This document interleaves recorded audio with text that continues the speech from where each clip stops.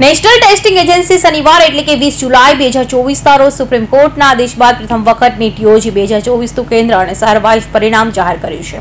તેના વિશ્લેષણમાં અનેક ચોંકાવનારા તથ્યો સામે આવ્યા છે। ખાસ કરીને આખા દેશમાં રાજકોટ કેન્દ્રની સૌથી વધુ ચર્ચા થઈ રહી છે, કારણ કે આ એક જ કેન્દ્રમાં 85 વિદ્યાર્થીઓ પાસ થયા છે।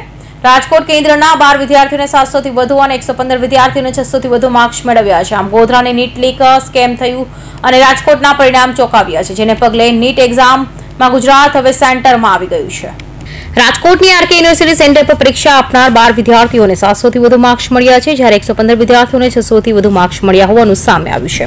ત્યારે રાજકોટના કોઓર્ડિનેટર અને આરકે યુનિવર્સિટી સેન્ટરના સુપ્રિન્ટેન્ડન્ટ સાથે વાતચીત કરી ત્યારે તેમણે સંપૂર્ણ પારદર્શિતાથી પરીક્ષા લેવાનું આવી હોવાનું જણાવી રહ્યા છે। આરકે યુનિવર્સિટી આ પહેલા પણ હોમિયોપેથિક કોલેજની મંજૂરી લઈ લાંચ આપવા મામલે ચર્ચામાં આવી ચૂકી છે।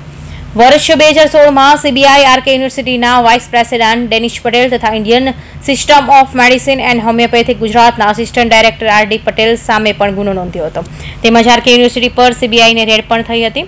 આ વિવાદ અંગે ગુજરાત પ્રદેશ એનએસયુઆઈના પ્રમુખ નરેન્દ્ર સોલંકી પણ આરકે યુનિવર્સિટીની ભૂમિકા પર સવાલો ઉઠાવી સીબીઆઈની તપાસ કરવાની માંગ કરી છે। ખાસ કરીને જ્યાં નીટની પરીક્ષા એનટીએ દ્વારા લેવાની હતી એ પરીક્ષા પહેલેથી શંકાના દાયરામાં છે અને ક્યાંક ને ક્યાંક મોટા પ્રમાણમાં ગેરરીતિ થઈ હોય એવું સામે પણ આવી રહ્યું હતું। એ પછી સુપ્રીમ કોર્ટમાં ગયા હતા, વિરોધ ખૂબ થયો હતો, એનએસયુઆઈ પણ વિરોધ કર્યો હતો અને ઘણા યાચિકા કરતા હતા જે સુપ્રીમ કોર્ટમાં ગયા હતા કે ભાઈ મોટા પ્રમાણમાં આમાં ગેરરીતિ થઈ છે અને એ પછી પણ સીબીઆઈને સુપ્રીમ કોર્ટ દ્વારા ઇન્કવાયરી આપવામાં આવી હતી અને એમાં દેખાણું હતું કે ભાઈ ઘણા સ્ટેટમાં ગેરરીતિમાં ઘણા લોકો પકડાણા પછી જ્યારે સુપ્રીમ કોર્ટે કાલે એક નિર્ણય કર્યો છે કે ભાઈ હવે સેન્ટર વાઇઝ ઓનલાઈન રિઝલ્ટ આપવામાં આવશે। એમાંનું રાજકોટનું જે આરકે યુનિવર્સિટીનું સેન્ટર છે એ ક્યાંક ને ક્યાંક એવી ચર્ચાઓ થઈ રહી છે મીડિયાના માધ્યમથી કે લોકોના માધ્યમથી પણ કે ભાઈ મોટા પ્રમાણમાં ત્યાં પણ એ સેન્ટરમાં ગેરરીતિ થઈ હોય એવું લાગી રહ્યું છે। એના સેન્ટર ઉપર 12 જેટલા વિદ્યાર્થીઓ છે કે જેને 700 અપ માર્ક છે અને 115 જેટલા વિદ્યાર્થીઓ એવા છે કે 620 ઉપરના માર્ક છે, ત્યારે આખું સેન્ટર ક્યાંક ને ક્યાંક શંકાના દાયરામાં હોય અને હું તો કહું છું કે આખી નીટની પરીક્ષા એ શંકાના દાયરામાં નહીં પણ દાવા સાથે અમે કહીએ છીએ કે એમાં મોટા પ્રમાણમાં ગેરરીતિ થઈ છે। અમે એક જવાબદાર વિરોધ પક્ષ તરીકે એક માંગ કરીએ છીએ કે ભાઈ ખરેખર તો સરકારે જો વિદ્યાર્થીઓનું હિત જાળવવું હોય તો આ જેટલી પરીક્ષાઓમાં ગેરરીતિ થાય છે, ગુજરાત તો હબ બની ગયું। ભૂતકાળમાં જોઈ લો 22 વખત સરકારી ભરતીઓના પેપરો લીક થયા છે, તો આ નીટ કોઈ મોટી વાત નથી અને એનટીએની ભૂમિકા તો પહેલેથી શંકાના દાયરામાં છે।